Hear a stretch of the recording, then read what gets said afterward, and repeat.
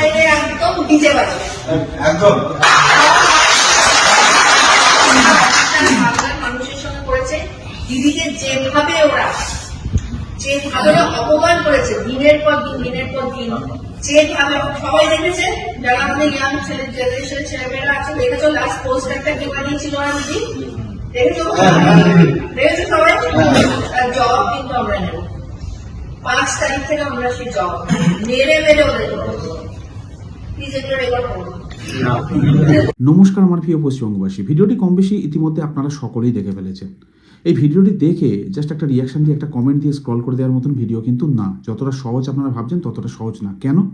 কারণ এই যে ফরম্যাটটা, মানে যেটা এখানে ব্রেন ওয়াশিং চলছে, যেটা তাদেরকে বলা হচ্ছে, সেটা কিন্তু খুব একটা ভালো জিনিস না।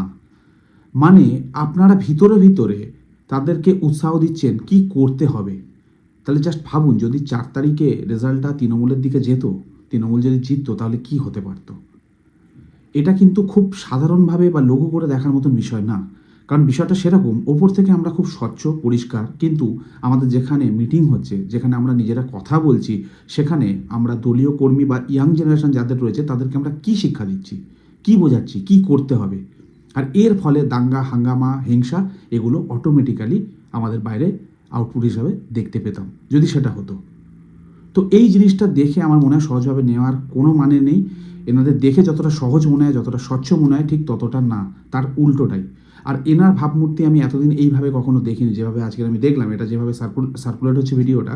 তো আমি যেটা বুঝেছি এই ভিডিওটা দেখে, ঠিক পাকিস্তানে যেগুলো ওই মাদ্রাসাগুলো থাকে না, যেখানে নামে সামনে দেখানো হয় মাদ্রাসার পড়াশোনা হচ্ছে, কিন্তু ভিতরে সেখানে বোম বাঁধা থেকে শুরু করে আগ্নেয়াস্ত্র চালানো, এই সমস্ত জিনিসপত্রগুলো শেখানো হয়।